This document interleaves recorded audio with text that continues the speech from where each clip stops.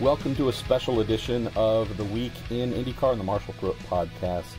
We are talking about Fernando Alonso, McLaren Racing, a rather, I don't want to say surprising announcement, but a more odd than expected announcement about their plans to participate in the 2019 Indy 500. And I have my friend and colleague, Racers Formula One reporter Chris Medland on the line from Brazil. Fully sober too, by the way. I'm quite impressed at this hour, Chris. You were there. You are there, but you were there. Spoke with Zach. Got a feeling for what's happening, what we think is happening. Just why don't we start off, Chris? Give us a general impression of the circumstances and the surroundings where and when the announcement was made. I know that might have jumped out as a little bit different than usual. Yeah, it was a bit of a surprise because we were running around in the F1 paddock sweeping up all the post-qualifying reactions. So we'd had qualifying at Interlagos and you're focusing on who was on pole, and Sebastian Vettel had got in a bit of trouble with the FIA. We're chasing these stories, and then suddenly email drops in your inbox and everyone rushes down to the other end to McLaren to find out what's going on down there because, press release came out just saying they were going back to the 500, which was great news, but it also was sort of lacking in detail, so it left us with quite a lot of work to do on Saturday, chasing what was actually going to happen. And it also came after McLaren had another one of its least memorable qualifying performances where both Fernando and Stoffel Van Dorn were knocked out in the first round of qualifying 2. So just setting the scene, it wasn't as if this was at the end of Friday where, regardless of where the cars might have fallen on lap time and speed charts, at least you could say that there's been nothing baked in or nothing truly negative. I know that it might have also stood out as a little bit strange that right after a genuinely bad qualifying performance, hey, let's talk about the Indy 500. Yeah, exactly. It was the way I sort of looked at it, and I think quite a few people did, and I don't think McLaren would say it's unfair to say, is they'd had a bad day. And rather than be sat around talking on Saturday evening about another bad qualifying session, they could be talking about something more positive and something new. So they kind of took ownership of that in that sense. They always do a group media session. So you get Zach and Gilles de Ferran and the two drivers, Stoffel and Fernando, sat there to talk about how Saturday went in the evening. And basically that was a 3-minute thing with the drivers talking about qualifying, and then Zach sat down and all we talked was IndyCar for 20 minutes. So it kind of changed the narrative a bit for them and was a much more positive story than it would have been if we were talking about them qualifying 18th and 20th. So I've jotted down 6 or 7 bullet points for us to speak through and talk through. Also asked our listeners to send in some questions. We'll try and use their questions as a roadmap for this. So let's go ahead and start off with the first question posed, and this is very important, possibly the most important question of the day. This comes in from our mutual friend Steve Shunk, saying, will Chris actually stick around for the race this year? And that's a cheeky note, a nod to the fact that when you came over and helped Robin and I cover Fernando's Indy 500 debut in 2017, you actually could not stay and play for the race. So, provided we get you back, we're going to be able to hold on to you for the race there, my friend, or not again? Probably not again, I think. I've had this question as well from McLaren, and they were sort of saying that, I think it's Steve is pushing hard, isn't he, Shank? He wants me to actually see the race for once, but it's the last 2 years now I've had to disappear back to Monaco because it clashes with the Grand Prix in Monaco, and as you mentioned, my job's to cover the F1 side of things on the whole, so unless the boys and girls at Racer decide that they want me to forgo that one, I'll be heading back to Monte Carlo, which is, it's a tough life, isn't it? Someone's got to do it. Poor bastard. All right, let's get into the real questions here. We got the softball out of the way, and again, we'll bounce around a little bit here, but there's some great questions that came in. First one from Nico Andre saying, hi, quick question. As McLaren will build up a team and has said they're going to build up their own team, are you aware of any top-rated IndyCar engineers that have been contacted by them? And I would also say that might be available. That, I would say, Chris, one of the first things that jumped out. So we had Zach tell you that they plan on going it alone or doing it on their own? Did you get any feeling from him that they're ruling out 100%? Working with any other teams or having a technical alliance? Because that really would drive questions on engineers and setup information on a big oval like the Speedway. No, I got the feeling that there'll be some form of technical alliance, definitely, but that it is going to be very different to 2 years ago, because McLaren want to make sure this is a McLaren racing effort and not, for example, an Andretti effort with a McLaren-coloured car. So they definitely want their own people. They're going to build up a team that they say are going to come from outside their Formula One personnel. They're going to put together a group. But I think it would be, even with much longer than they had 2 years ago to put together the team, it's still pretty short notice and late notice to start saying to people, hey, do you want to come and do the 500 with us, if you want people that have got the experience and expertise that you reference. So I think there's definitely going to be a tie-up with someone somewhere, but it's just there's going to be a much greater amount of McLaren influence into it. And Nico's question actually opens up the door to one of the biggest topics on this Alonso McLaren Indy 500 program, and that is potential technical partners. If we think, for example, of the Meyer-Shank Racing Team, they have a technical alliance with Schmidt-Peterson Motorsports. The MSR outfit, Honda-powered, is independently owned. They have their own chassis, their own crew, their own everything. But since they are a newish team to the sport, they have struck that alliance with SPM, veterans, former pole sitters at the Indy 500, and just good at many tracks in general. And through that alliance, MSR has definitely been more competitive coming right out of the gate. So not unfamiliar in IndyCar to have these kinds of things. But what's curious here, there's a lot of little avenues to wander down, Chris, is we can safely say, it hasn't been announced, but we can safely say that Honda will not be the engine supplier for McLaren's 2019 Indy 500 effort. We know from a lot of conversations on background that issues that exist aren't necessarily on the Fernando Alonso and Honda side, but more on the McLaren and Honda side. So that, I think, has been covered to death. We know that it's going to be a Chevy in the back of what Fernando drives. That's important, because that then, if we're talking technical alliances, it really does limit where those partnerships could be struck. And so let's look at those quickly. So if we're looking at existing Chevy teams, we have AJ Foyt Racing. They are certainly like a McLaren in Formula One on a long-term rebuilding effort. I would not say that they would be even remotely on McLaren's radar, just because the team's not quite there yet. We have Carlin Racing, which was a rookie outfit in 2018. We think they're going great places, but definitely not at a place where they would be able to offer much to McLaren. If we look down further, we're talking just Indy 500. Brian Reinbold Racing is one that, again, quality effort, but just not something with that star quality that might attract a McLaren. You look a little bit further down, Chris, and you say Team Penske. Well, I've had some folks say, well, boy, wouldn't this be perfect? There's been a McLaren and Penske relationship in the past, and, Indy 500 win with Mark Donohue, and etc. I cannot think of a single scenario where Roger Penske would say, yes, we want to dilute our chances of winning the Indy 500 by partnering with a different team, especially knowing how well Fernando did in 2017. So I cannot, there's no amount of money you can throw at Roger that's going to make him blink for that. And after that, it really does lead us back to either Juncos Racing, a rookie outfit, not happening.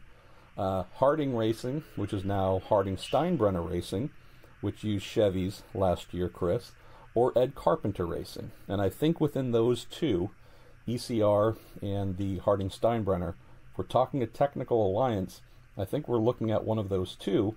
And even from those two, there's a question mark. Honda Performance Development Vice President Steve Erickson told me on the record in an interview a month or two ago that they really did want to convert all of the Andretti-related cars and the Harding-Steinbrenner cars going into 2019 are being run by the Andretti program. They wanted to convert all of those to Honda. They did not want to have this weird split of Michael Andretti with the 4 Honda-powered cars at Andretti Autosport, and then the Andretti-facilitated Chevy-powered Harding-Steinbrenner entries. I don't have an update on that yet as to whether Honda has or will be able to take over that supply. If they do, though, Chris, you then have all 6 Andretti/Andretti-related cars under the Honda banner. I would find it somewhat hard to see how Andretti would then be able to help or assist the Chevy-powered McLaren effort without Honda throwing big fits. So I wonder if that all signs would point to an Ed Carpenter Racing Alliance for the Indy 500. Yeah, I think ECR seems to be the one that it all adds up for. I haven't had that even sort of mentioned directly from anyone within the team yet, but when you just start to pick it apart as you have, it makes a lot of sense. I don't think that Ed Carpenter Racing would be unhappy to have McLaren come and maybe put some money in and boost things a little bit for the 500. I think, as you mentioned with Andretti as well, we had a bit of a strange scenario just after the announcement was made that Michael replied to a fan question saying that Andretti would be involved, and that tweet quickly disappeared. And as I understand it, that's because it was incorrect, not because he was letting the cat out of the bag. That was just because he wasn't fully aware of every talk that had gone on elsewhere and kind of how it's going to be approached. So I think McLaren is trying to keep things under wraps at the moment, and they did very well to do so in announcing the way they did. We weren't sort of expecting it when it came out, and similarly that means that a lot of discussions have taken place with a lot of different teams. I think they've looked at numerous avenues that could have worked out for them to either do the 500 entry or even a full-time entry, and they've eventually honed in on something but managed to keep everyone unaware that they're talking to other people. So there's probably got to a point where they've gone, look, we're going to say nothing about who we're partnering with, or even if they when the announcement came out, I actually wondered if it was a done deal yet. And I did wonder if there was still so many plates spinning that they just thought, you know what, we're definitely going to do it. We're going to show everyone we're serious and we're coming, and then we'll actually finalise some of the other terms over the winter. But I'm assured that everything's in place, everything is agreed and ready. So that would suggest there's a partnership there that's just not been confirmed yet. And as you say, I think ECR just seems to be the one that ticks most of the boxes, if not all of them. And we know that McLaren has spoken with Rahal Letterman-Lanigan when the topic of part-time, full-time program was raging over the summer. I spoke with Bobby Rahal this morning. He said, it's not us. And again, I know he's Honda-powered, and I know that we've also said it would be a Chevy-powered thing, but you still call around and, just try and cover off. The last time that McLaren spoke with the Ganassi team, for example, was about 2 years ago. There's definitely been talks elsewhere. The one that was really interesting, this isn't necessarily 500 related, but it could have been. And just mentioning this because it's one of those deals that almost happened. Learned that the Schmidt-Peterson Motorsports team had gotten pretty far down the road with McLaren. Even from what I've heard, the rumors were even to the point of selling an ownership stake in SPM. I don't know what percentage. It's owned, co-owned by Rick Peterson and Sam Schmidt, but things had gone along far enough for them to actually discuss McLaren becoming, the third owner of the team and switching to Chevy engines. And so SPM has reconfirmed and is under contract with Honda. Let me rephrase that. I have heard that all of the existing Honda-powered teams that were full-time in 2018 have re-signed, so that would mean that Schmidt is back. But interesting to hear that at some point over the summer, the concept of SPM becoming both Chevy-powered and partially owned, what percentage I can't say, by McLaren, gone pretty far down the road. So, although that hasn't worked out, clear, Chris, very clear that the intent to do something in IndyCar has been there all along. I know that when Robin Miller and I spoke with Michael Andretti at Mid-Ohio, we're talking to him about, so, what do you think? Is this going to happen with you guys or not? He said no on the full-time front. He really did not think anything was going to happen, but he did say, I absolutely expect Fernando to be at the 2019 Indy 500. What I don't know is if he meant Fernando will be there. I can't say with who, or if he also knew that it was going to be with McLaren as well, but I've had no question, and we've written about it, and I think mentioned on the podcast a few times, that Fernando being there, not really a big question. Have expected that. The McLaren angle is the one that surprised me, and this is something that a couple of folks have written in and asked or mentioned in some way, shape, or form. Were you surprised at all, Chris, that the things that Zach has said over the last 2 years or so, hey, we want to be in IndyCar, so on and so forth, but we need to get our Formula One program together, get our act in gear there. Are you surprised that with that proviso and the fact that the Formula One team has actually only gone backwards, that we now have this announcement when maybe on the surface it appears to be a conflicting message? Well, I think there's a few things to sort of follow up on that, because as you've just said, with maybe the various options that McLaren had and what they were looking at different stages this year, Zach's been very careful to kind of think of every scenario, I think, when it comes to the IndyCar project, because they've gone with, okay, if we've got the resources and the ability to focus on it, let's go for a full entry, potentially get a stake with another team or partner with a team or set up our own, how are we going to do it? And then there's also been okay, if we're not there yet from the Formula One front, then let's not let this all go dead at this stage. Let's still go back and do the 500 at least. And then how are we going to do that? How much effort are we going to put in and resource? One thing that they made clear to me during the weekend was McLaren are pretty confident that this will pay for itself at the 500.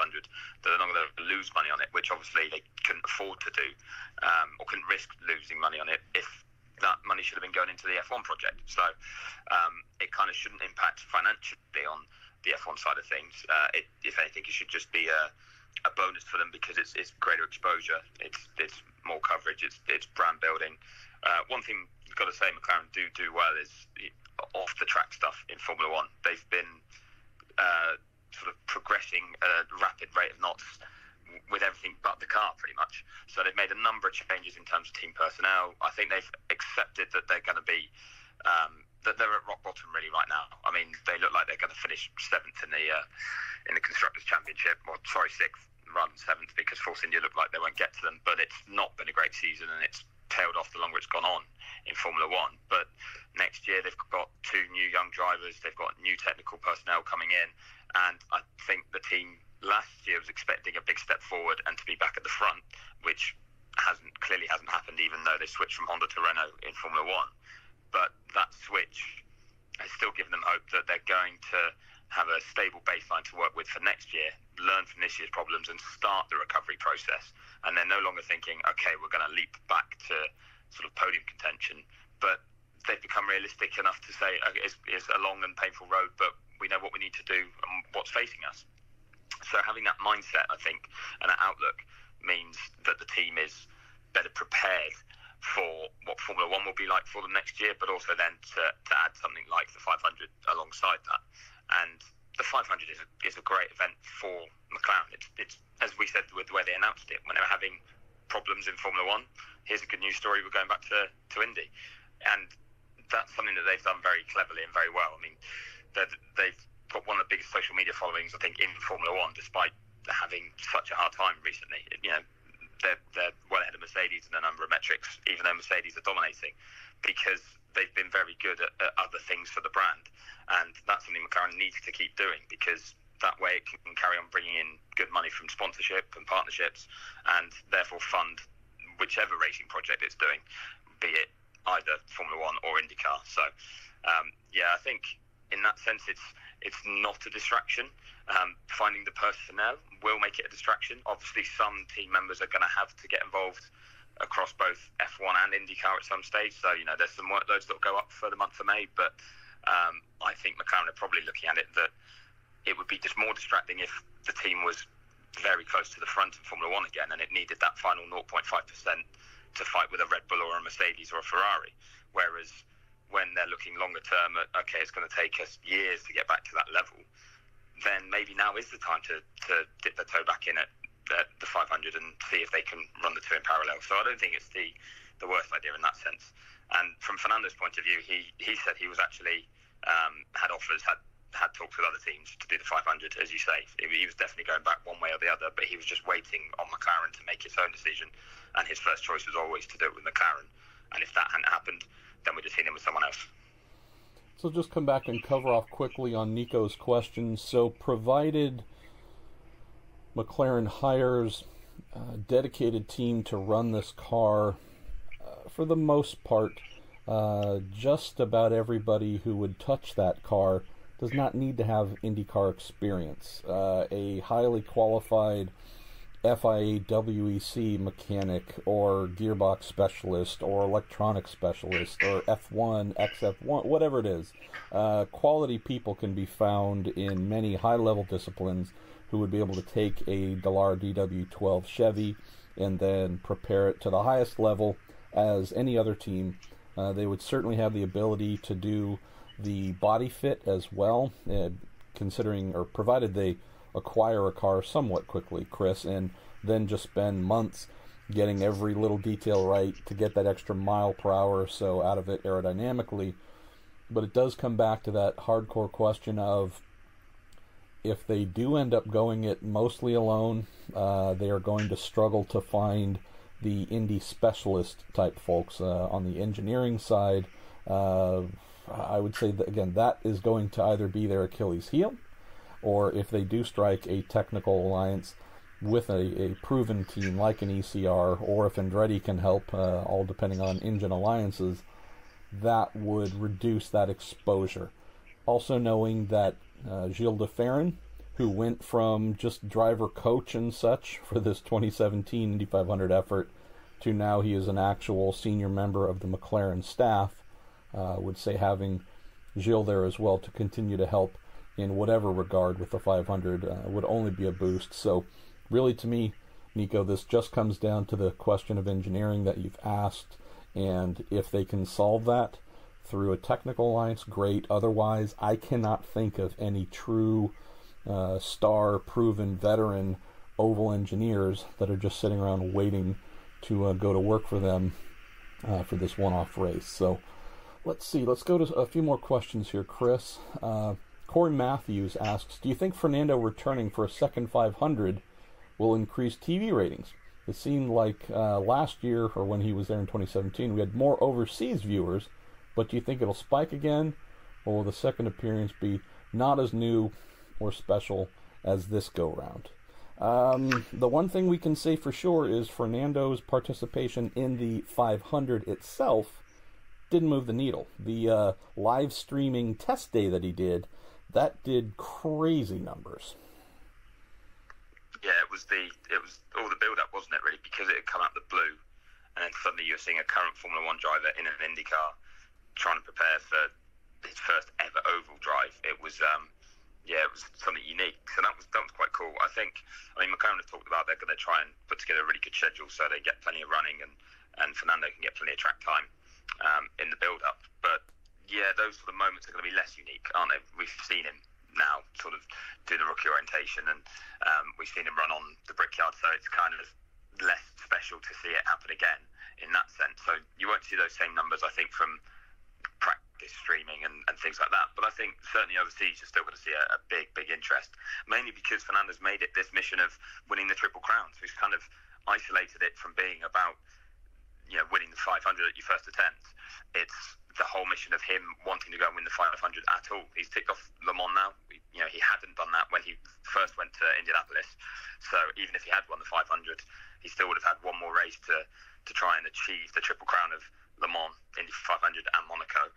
And now he's got two of the three. So he's trying to make sure that he completes the set and matches Graham Hill's achievement. And that in itself is going to excite motorsport fans sort of globally and bring in the interest to the 500 for some that maybe were less inclined to view it normally. But also, I mean, he's just so popular in Spain and in Europe that interest naturally was always going to come back with him going back. They watched the first event loved it, apart from the way it ended for Fernando, but it still was a great race. And that's got people interested. And Fernando going back, the coverage you'll get, the boost McLaren will give it with all their following, it's definitely going to have an impact, I'd say. Probably not to the same extent as 2017, but I think it will be noticeable. The next question is a really good lead in from there. This coming in from Luke Siders, who says, do we expect that McLaren may decide to add a few more races to the calendar as one-offs? Circuit of the Americas would be a good idea since they have experience at the track. Other possibilities of marquee events like Road America.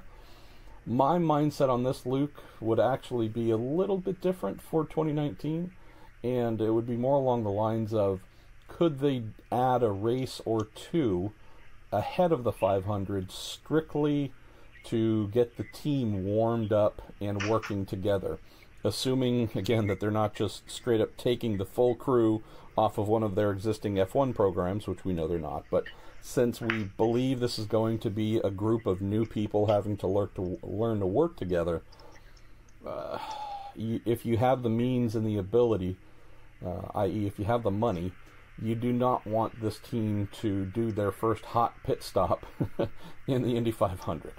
You would absolutely want them to do that in competition elsewhere, something where not only can they gel going over the wall doing pit stops, but just simply working together in the garage, in a racing environment, getting a feel for how the IndyCar series groove might be a little bit different than whatever series the staff would come from.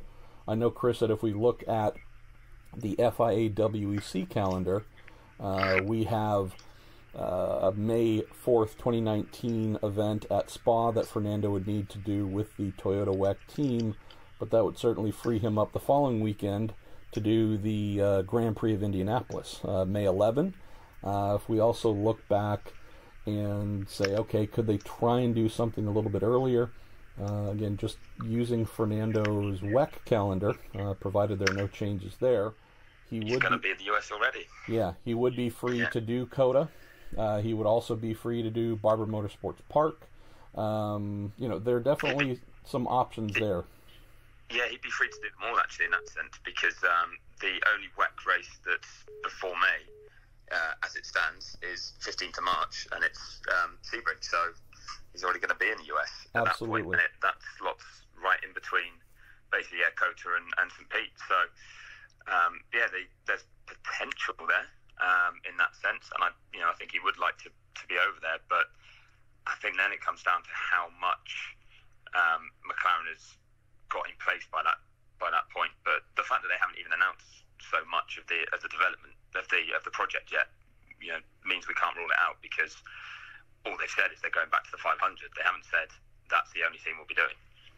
And so that's definitely, I would say, Luke, that at minimum I would expect to hear that they will be doing both May races in Indianapolis, just knowing that the GP is the easy one to get the team up and moving and working and in some form of groove, because once you're done at the GP, within a matter of days we kick off into practice and things get rolling from there.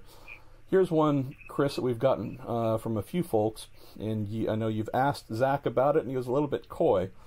Would be curious to hear your thoughts, as coming in from Christopher Page, on if and who might occupy a second McLaren Indy 500 entry.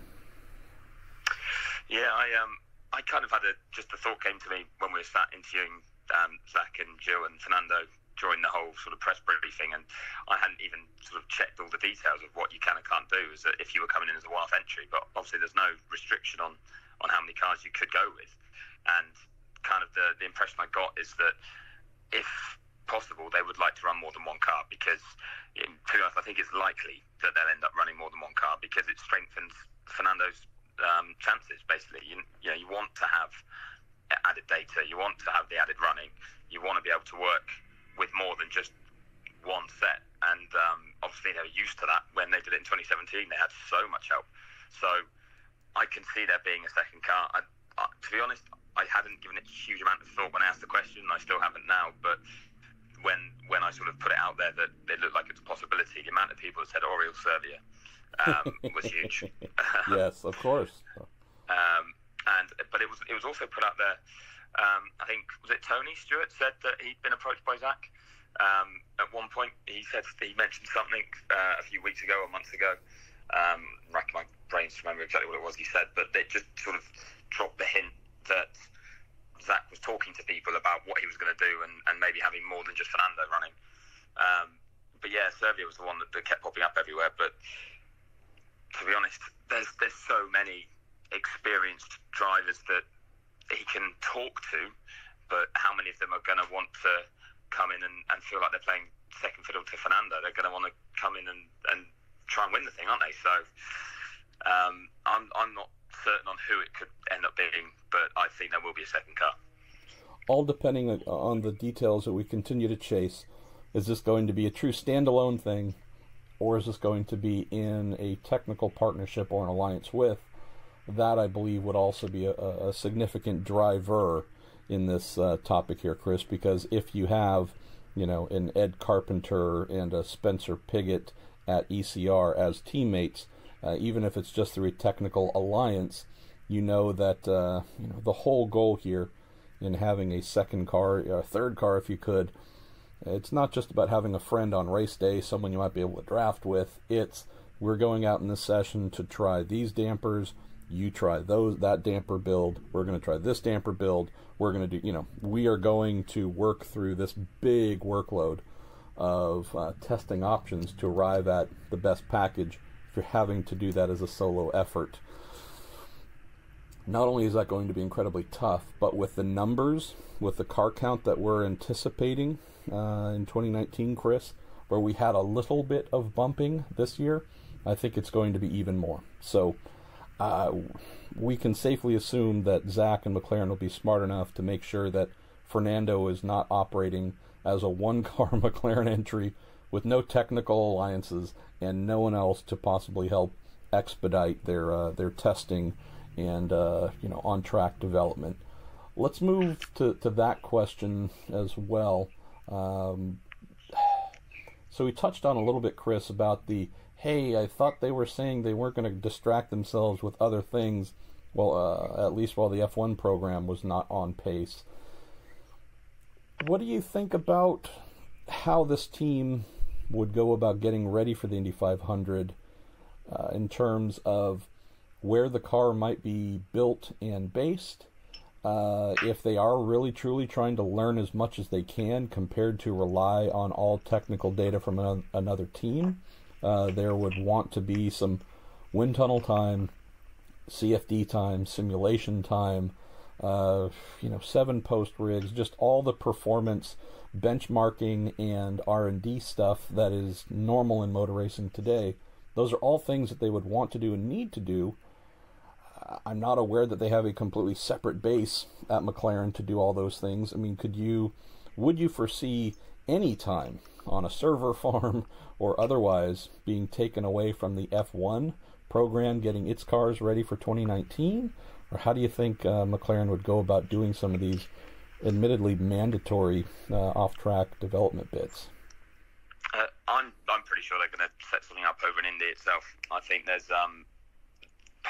I'd be amazed if Zach's been allowed to sort of pursue this without promising. There's never going to be a time that he says to someone from the F1 side, "Oh, can you just do this for the IndyCar thing?" The second you start doing that, where does it stop? And then it really does become a distraction. Okay, it might mean that the IndyCar project goes a little bit more smoothly, but then you might have some guys that are getting annoyed that they're not fully prepared for the next Grand Prix or whatever it is. So I think they're going to really physically separate them massively and have something set up over in Indianapolis. So when we talk about them building a team and putting a crew together, they're still going to have come from stateside on the whole.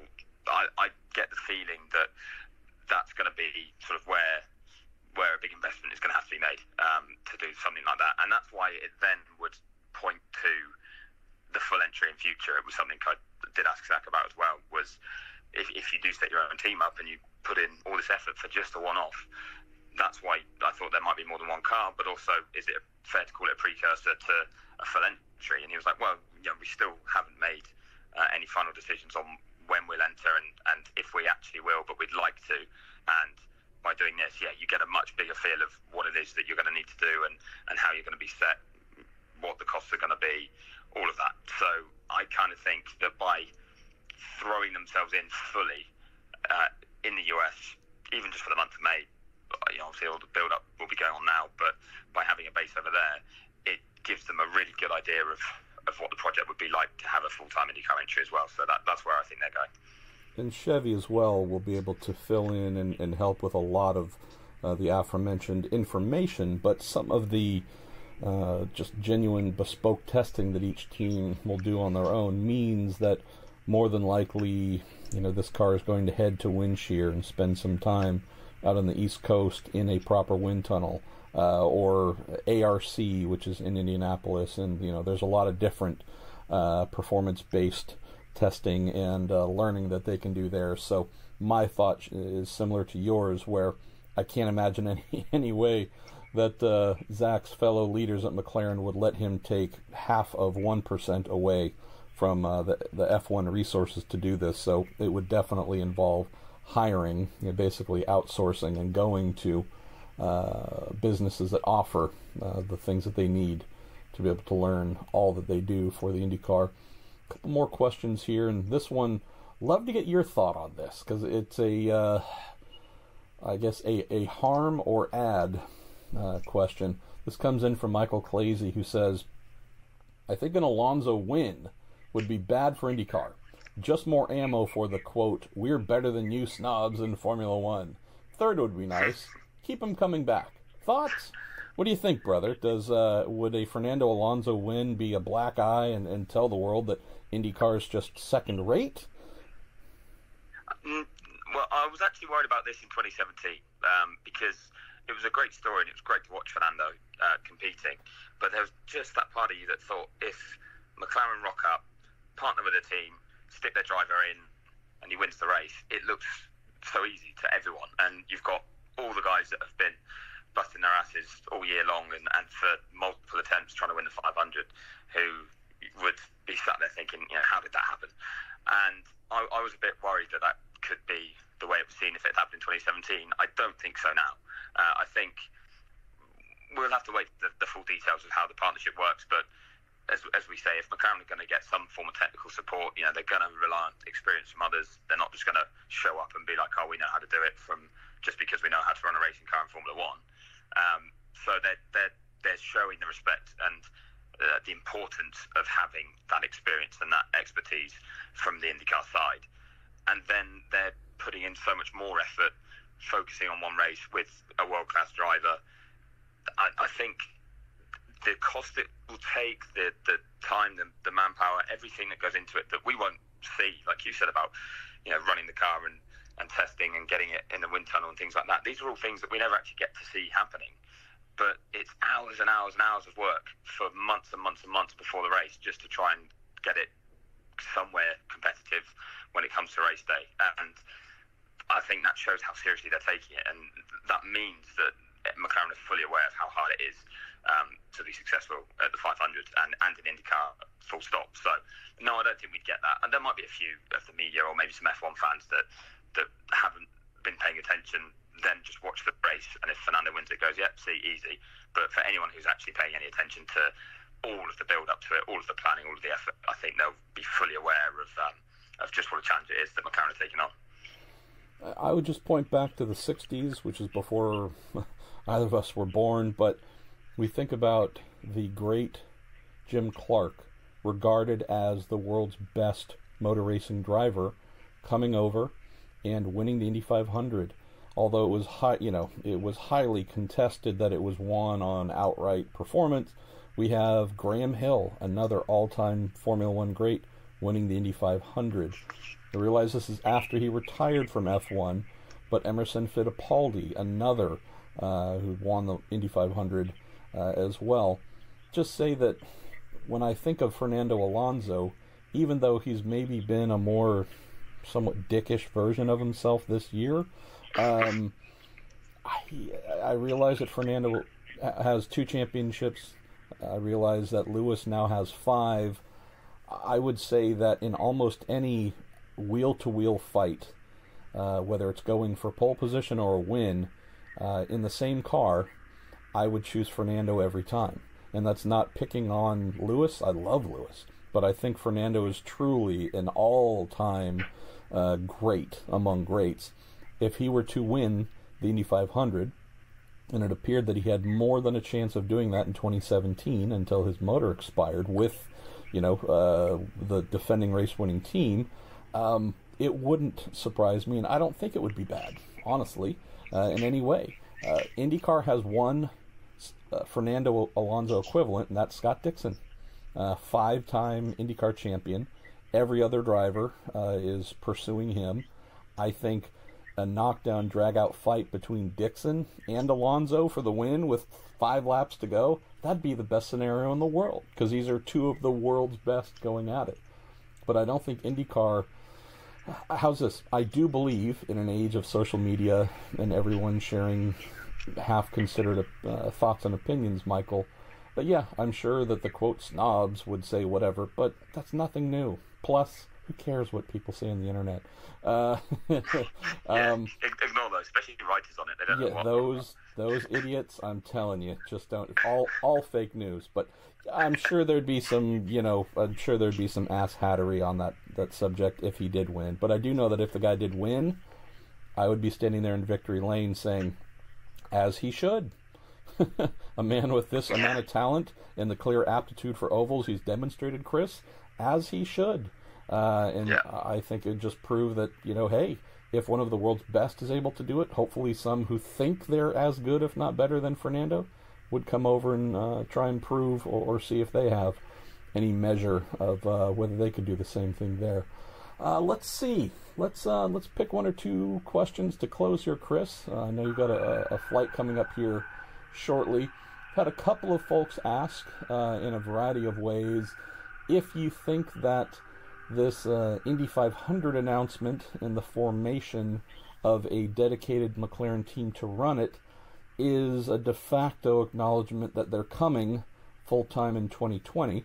And I'd maybe add to that on the flip side that, well, if they are going to assemble a team to run the Indy 500 with Fernando, and we assume at least one race beforehand, it'd be strange to me to think that they would then just disassemble the whole thing afterwards. But I don't know. Maybe I'm not seeing it the right way. I'm thinking, something I touched on earlier, but I think it's very much a precursor to full entry. But as we said about how Zach has to run it and how he's probably got the all clear to go and do it, he has to prove that this can sit in parallel with the F1 project and not impact it in any way.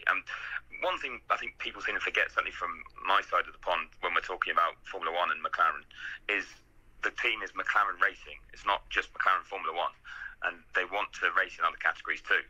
And they could even up sticks and leave Formula One and just race in IndyCar. They won't. That's not something they're considering. But I mean, that wouldn't stop it being a racing team. So the fact that they're looking to do it alongside Formula One and people are worrying that it might detract, even if it did slightly, it's what that team is built to do, is to go and race and try and win things. And in IndyCar, they think they've got a better chance of doing it at the moment. So it makes a lot of sense to do. But I do think that they have to prove with this project now, with next year's entry, that the two can work in parallel and they can still be moving in the right direction and competitive in both. And part of the problem comes from if they build a bad car in Formula One next year, then they're going to be at the back. That's just how it's going to be, because that's how it was this year. So the team itself might function excellently in terms of how it prepares for each Grand Prix after then, maybe how it develops its F1 car, maybe the way it performs at each event. And it might not be distracted at all by IndyCar, but if it's running around at the back, people still ask the questions, why are you racing in IndyCar if your Formula One team's not competitive? So it's going to be a difficult scenario regardless, but I think, Zach needs to show, we can do the two together. It doesn't take anything away from the F1 project. It boosts the brand. We get to go racing. They keep Fernando involved, and don't forget, there's potentially a chance that he might want to come back to F1 in the future. He's a great ambassador for them to have in terms of your star driver heading up other projects for you. So there's a lot of plus sides for them going to do it. And I think if they put all that together and show that it works well and doesn't harm the F1 side, then yes, 2020 full entry. I'd be surprised if they didn't. But if there were any question marks, then maybe that team is just kept as something that will come and do just Indy again, just the 500 in 2020, because maybe Zach can't convince everyone else that it's the right time to go with a full outfit. But the intention is clearly to have the full-time entry at some stage. And what they've done now is, when I guess we saw it was almost a negative when McLaren announced it wasn't going to enter in 2019 in the full season. Now we've seen actually, okay, based on the fact that there was no McLaren running an IndyCar this year, it's a step towards the full entry, and it's just whether the second step follows 1 year later or maybe 2 or 3. I'm going to take the last question here.